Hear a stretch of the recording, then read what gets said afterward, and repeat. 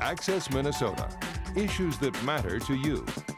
Access Minnesota brings you the newsmakers and the stories that shape our everyday lives, with analysis from University of Minnesota faculty experts. After completing their mission in Kuwait and Iraq, the 2,700 members of the Minnesota Army National Guard's 1st Brigade Combat Team, 34th Infantry Division, known as the Red Bulls, are on their way home. For many Guard members, the transition back to civilian life won't be easy.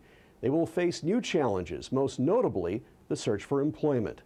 While the unemployment rate in Minnesota is currently at 5.7%, it's estimated that 19% of these soldiers will be out of work when they return.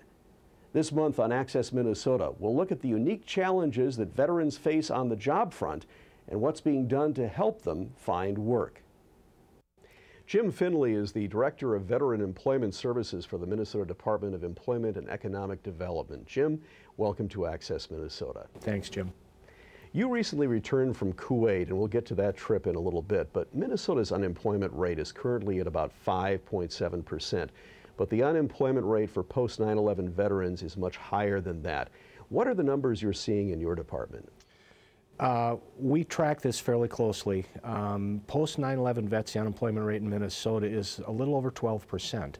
So it's twice what it is for the non-veteran population. What accounts for the greater unemployment rate among post 9/11 veterans? Jim, there's a lot that goes into that, and some of it can be a little bit misleading.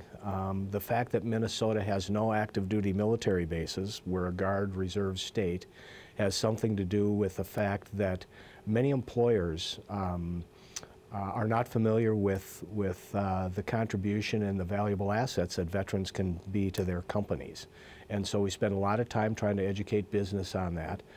We've noticed that the job referrals and job openings that are called in from employers to minnesotaworks.net have gone up considerably.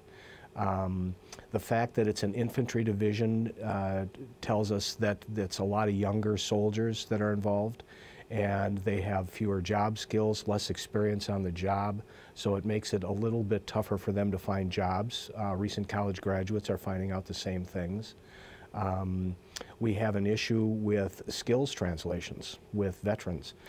They come out of the service, they come home, and on the resumes during interviews, they use too much military jargon, acronyms, and it's tough for employers to understand. So we have some skills translators out there that help soldiers and service members translate their military experience and skills into civilian terms that are easily understood by civilian employers. So it's kind of a number of different things that are coming together at the same time, the perfect storm, you might say. Minnesota is very progressive as far as their veterans employment programs. The trip that I made to Kuwait with 10 other people was a result of an interagency working group that was made up of people from Minnesota State College and University systems, from the higher education veterans programs, from the National Guard, and also from Target, Best Buy, and U.S. Bank.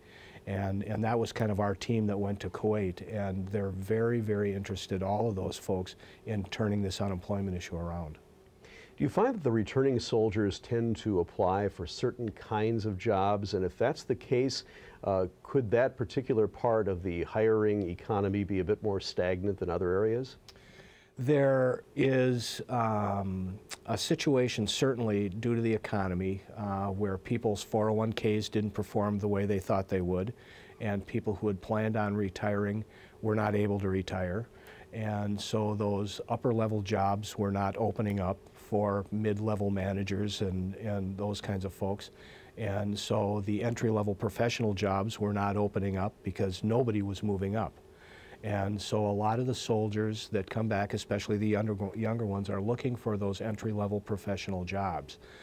They bring an array of skills with them and are very eager and anxious to make their mark. But generally in Minnesota, again, our unemployment rate runs a couple of points below the national average. So we do have a bit of a leg up that way. But it's still, if you're a first-time job seeker, many of these soldiers and service members didn't have a job before they left, so they were unemployed when they deployed. And many of them are still seeking their first professional opportunity. What is the Minnesota Department of Employment and Economic Development doing to help these veterans find work? Well, there's a number of things going on, Jim. We have 49 workforce centers spread across Minnesota, every corner of the state. And we have 32 veterans employment reps that cover those workforce centers. And the veterans employment representatives are there for one reason and one reason only, and that's to help veterans find jobs, identify training opportunities, and get connected with employers. In addition to that, there is a dislocated worker program in Minnesota that's run off of state money. We have a state dislocated worker program in Minnesota that many states do not have. And we've got a $1.5 million dislocated worker program just for veterans. In addition to that, there's priority of service in all the workforce centers, which is a federal public law that dictates that veterans get first shot at seats in workshops and places on training programs and some of those kinds of things that make a difference too. We've engaged a number of other agencies in Minnesota. We try to boil this down to 3 easy steps for both employers and for veterans to find a job or to hire veterans. What are you hearing from employers? Is there any sort of reluctance to hire veterans that could be addressed with more education for employers? The education thing is always something, and in fact our federal legislators and our state legislators are very interested in what is it exactly that they can do. And so some of the things that we talk about are licensure and certification. In other words, in a good example in Minnesota is we have soldiers and service members that operate large vehicles, trucks, in the military. And during their guard weekend drills, they drive those trucks up and down the streets of Minnesota on a military driver's license, but yet Monday through Friday they can't do it because they don't have the proper civilian license. And the process to get that civilian license is not only a little lengthy, but it also can be expensive. So in Minnesota now, if a person with a military driver's license walks into a Department of Transportation driver's license station with that military license, they can simply take a written test. They have waived the road test, and they can walk out with their civilian license. The other thing that we're looking very hard at, and MnSCU has made huge steps toward this, MnSCU is Minnesota State College and University System, credit for prior learning. Department of Defense spends about $20 billion a year training service members. I was told just a couple of weeks ago that the National Guard nationally just paid about $1 billion bill for unemployment insurance. And so that just doesn't make sense. So the idea behind the credit for prior learning is to take those skills and that specific training that service members get in the military and find a way to convert that into college credit.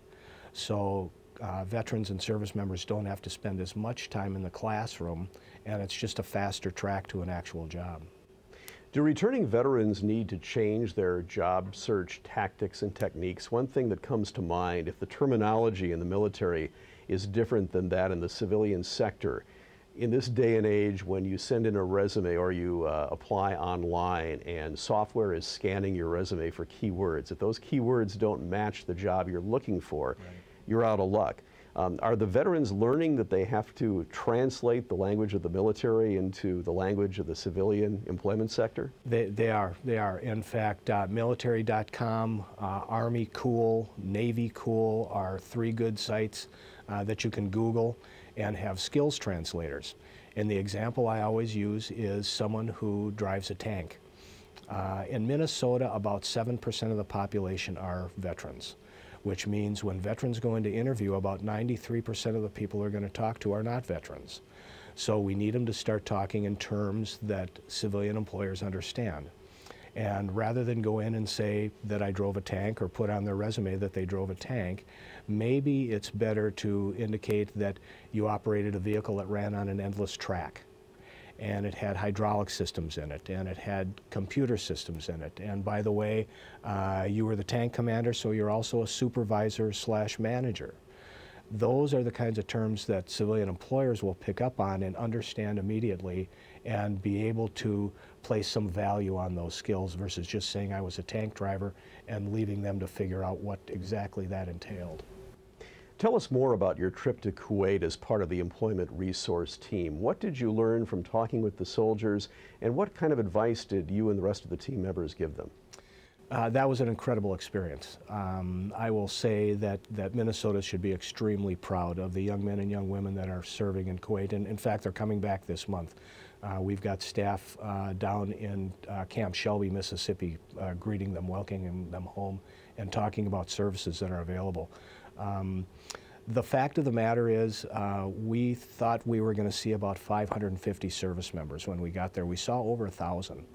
And we know that's because in the military, people talk to each other. They found some value in the training that we were doing. We did 6 workshops a day. We had 3 teams that did a 4-hour workshop in the morning and a 4-hour workshop in the evening. And then we broke for dinner. And then we came back to our classroom tents and provided one-on-one assistance with resume preparation and interviewing skills and networking. And again, we had Target and Best Buy and U.S. Bank there, and those corporate partners. I've been doing this since 1977, and I learned a lot from listening to these gentlemen. Soldiers, service members could not have paid any price to get this kind of information. This was information on what corporate America is really looking for and why they ask some of the questions they do during interviews, what kind of information they're looking for when they ask those questions. And again, you can't buy that information anyplace. That comes right from the horse's mouth, and Target and Best Buy and U.S. Bank were very generous in the fact that those folks are made available to come with us. If our viewers would like to help the returning veterans, what kind of advice can you give them? Are they good networking sources for our returning vets? What would you suggest they might do? Statistically, about 80% of people are going to go back to work. This is veterans and non-veterans, based on a network contact or somebody they've talked to. So we suggest veterans, and we practice this and helped veterans understand the value of a network and how they need to set that network up and work with the folks that are in their network. Jim Finley, Director of Veteran Employment Services for the Minnesota Department of Employment and Economic Development, thank you so much for joining us on Access Minnesota. Thank you, Jim. Coming up next on Access Minnesota, we hear more about the Employment Resource Team trip to Kuwait from Star Tribune writer and columnist John Rash. Access Minnesota will return after these messages.